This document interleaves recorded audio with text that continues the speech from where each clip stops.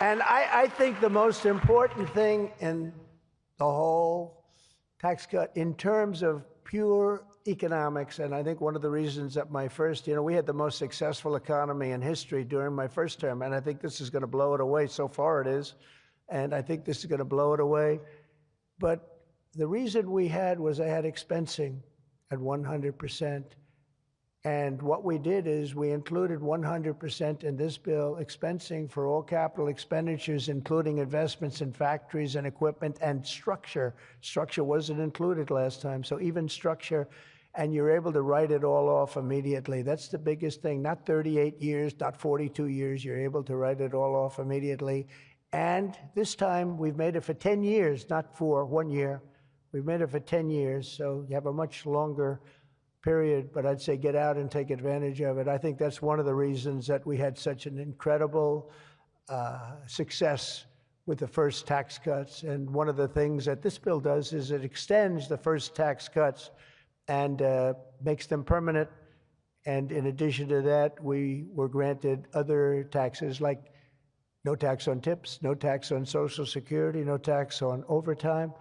A lot of great things. One of the things that I mentioned, not so pertinent here, but if you're in the automobile business, it's pertinent. I said, why is it that people like us always are looking for expenses and deductions, and people that buy automobiles that really have to go out and borrow money to buy a car, why aren't they allowed to deduct the interest on their loan to buy a car from their income tax?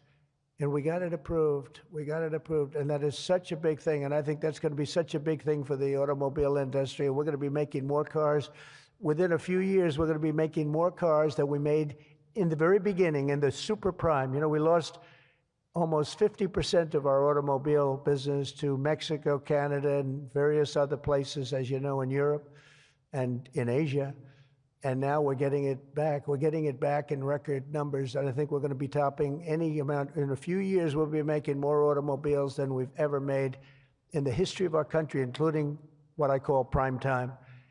My administration is also pursuing a future of all-out American energy dominance. And on day one, I terminated the Green New Scam. You know what that was? You were all victims to it. Perhaps the second or third greatest scam in the history of our country. I would say the first was Russia, Russia, Russia. And we had a couple of others too. But the Green New Scam was one of the greatest. It's so ridiculous what they've made you do. The carbon footprint. They talked about the carbon footprint, and then Obama hops onto a 747 Air Force One and flies to Hawaii to play a round of golf and comes back. What about the carbon footprint? No, we didn't like that. And what Biden has done is absolutely terrible. He made it impossible, almost impossible for people to do business, not even talking about the border, where millions and millions of people flowed into our country, many from prisons, from jails, from gangs, from mental institutions all over the world. No, we're not doing that. We have to get them out. We've got 11,888 murderers, many of them committed more than one murder. Many of them, more than 50%, committed more murders. We're getting them out of our country, or in some cases, they're so bad, we're not getting them out. We're having to lock them up because we don't want them ever to come back, no matter how good we're doing. Last month, you probably read, we had 0 people enter our country illegally. And over the last number of years, you'd have hundreds of thousands, literally hundreds of thousands of people a week pour into our country, totally unvetted and unchecked. And what the hell were they thinking? What they've done to our country is so sad, and we can never forget it. But we're unleashing all forms of energy, including natural gas, oil, and clean, beautiful coal. I instructed my people, in the form of Chris and Doug in particular, you are not allowed to say the word coal without saying clean, beautiful in front of it. You can only say clean, beautiful coal. It's a little embarrassing because we had somebody making a speech the other day, right? And he mentioned the word coal about 30 times because that was the subject. And he kept going clean, beautiful. I wanted to say, okay, just take it easy. You could just, got a little bit crazy, right, Doug? But it's, China's using it. They're building now 57 big power plants, all fueled by coal. And we have to compete, we have to win, and we're going to have clean, beautiful coal, but we have more coal than any. We have more anything in terms of energy than anybody, oil and gas. We also have more coal. In May, I also signed an executive order to rapidly begin construction of safe, reliable nuclear reactors. That's a big thing now. And many of you are going to be using nuclear. You know, I had problems with nuclear. I saw some of the things, but what they've done with nuclear is like what you've done with AI and other things. It's incredible, actually. It's long-term, it's inexpensive, it's safe. What they've done is really amazing. So we opened up the industry, very strict rules, but we opened up the industry, and some of you are going to choose nuclear over oil and gas or whatever it might be. Under the last year of Biden, China added 11 times as much power generation capacity as did the United States. Can you imagine that 11 times? Under the Trump administration, we will be saying those very famous campaign words, drill, baby, drill, and build, baby, build. And we will be adding at least as much electric capacity as China. We think we're going to catch them and maybe even have something a little bit extra. They're going very rapidly, but so are we. And we'll be doing at least as much, and every company will be given the right to build their own power plant. So when you build, you can build your power plant with it, and you are essentially going to become your own utility. It's a utility to yourselves.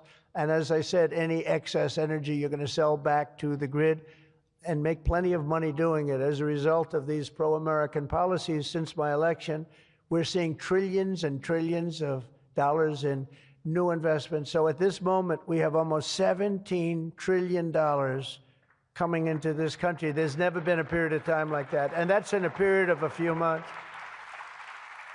In a few months, Meta, Amazon, Google, Microsoft are all investing $320 billion or more in data centers and AI infrastructure this year. Those companies are really, they're really going at it, and they're very smart people, very good people. I got to know a lot of them. You know, I didn't like them so much the first term when I was running.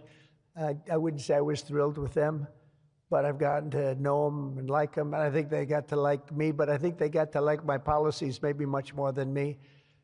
NVIDIA has committed $500 billion over the next 4 years. Thank you, Jensen. I'm sure that'll be a good investment. If you're doing it, it's good. Thank you very much. It's a great statement. Last week, I was in Pennsylvania as 20 companies announced $92 billion with David McCormick, senator, great guy from Pennsylvania. $92 billion in energy and data center projects, including what will soon be the largest natural gas power plant anywhere in North America. They're going to town. It's already under construction, the largest in North America by far. For decades, we had leaders who spent their time focused on building up foreign nations.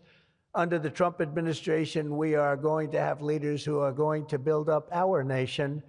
This colossal investment in AI infrastructure and many other industries, for that matter, such as automobiles and so many other things, will also create thousands and thousands of great-paying jobs, the kind of jobs we want, including lots of blue-collar jobs. And, you know, our numbers are very good right now, but wait till you see these numbers in 2 years from now. It will mean higher wages and more opportunity for millions of energy workers, HVAC technicians, engineers, electricians, and the hardworking citizens who make our country run. These are great people that make our country actually run. To ensure America maintains the world-class infrastructure we need to win today, I will sign a sweeping executive order to fast-track federal permitting, streamline reviews, and do everything possible to expedite construction of all major AI infrastructure projects. And this will be done. You will get so good a service in so many ways, not only from Lee with the environment, but you need many other types of permits, and you're going to go so fast. You're going to say, well, wait a minute, this is too fast. I didn't expect to go this quickly. This is a problem. I may cause a problem in opposite. But including factories, data centers, and power plants of all kinds, the United States will have total industrial and technological supremacy.